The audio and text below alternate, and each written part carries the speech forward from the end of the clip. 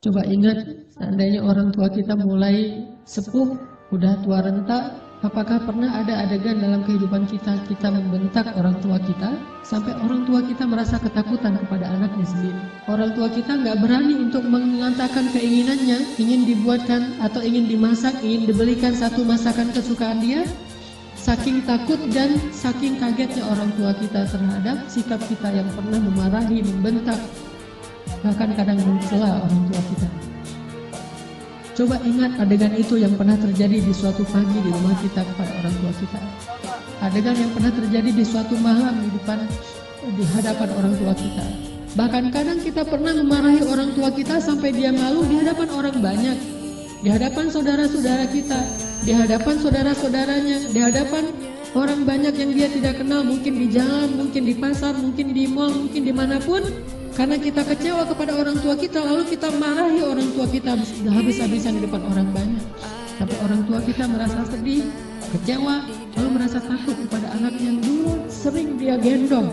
Anak yang dulu dikecup keningnya, tetapi ketika anak ini merasa sudah mampu, sudah punya segalanya dan orang tuanya dalam keadaan lemah, dengan sombong dia membentak orang tuanya, dengan sombong dia memarahi orang tuanya tanpa pernah peduli dan tidak pernah lagi ingat bagaimana dulu dia dikeluarkan oleh ayah ibu. Ingat, adegan itu pernah terjadi dalam kehidupan kita. Kalau kita merasa kita tidak pernah melakukan itu, mungkin kita adalah seorang pelupa. Saya kira orang seperti kita yang dulu pernah masa-masa kelam, pernah nggak stabil emosinya, pernah mengalami masa-masa sulit. Saya kira semua kita pernah mengalami masa ketika kita benar-benar menyakiti perasaan ayah dan ibu kita. Kita buang semua jasa mereka, lalu kita mengatakan kalimat-kalimat yang seolah-olah kita adalah anak yang tidak pernah mendapatkan kebaikan dari orang tua kita. Ayah kita diam ketika dimarahi oleh kita, dan dia tidak pernah mengatakan, dulu kamu pernah seperti ini tapi saya sabar. Dulu saya habis-habisan berkorban untuk kamu, saya korbankan semuanya, saya siang malam mencari nafkah untuk kamu. Ayah kita tidak pernah mengatakan itu di hadapan kita. Dia tetap sabar, menanggung semua ucapan-ucapan dan bentakan dari anaknya. Apalagi ibu kita, apakah dia mengandung kita 9 bulan hanya untuk ketika kita lahir lalu membentaknya? Dia mengandung kita 9 bulan dalam kepayahan, gak bisa duduk, gak bisa tidur, gak bisa berdiri, jalan kemana-mana berat.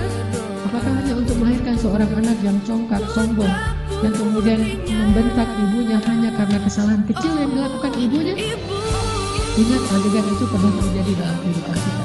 Lalu coba baca perintah Allah, sehingga pantas juga Allah Subhanahu wa Ta'ala sangat murka kepada anak sesoleh apapun dia, ahli tahajud sekalipun, tinggal di Masjidil Haram sekalipun, kalau dia durhaka kepada ayah ibunya, ini tidak ada nilai di mata Allah Subhanahu. Imma yablughanna 'indakal kibara ahaduhuma aw kilahuma fala taqul lahumā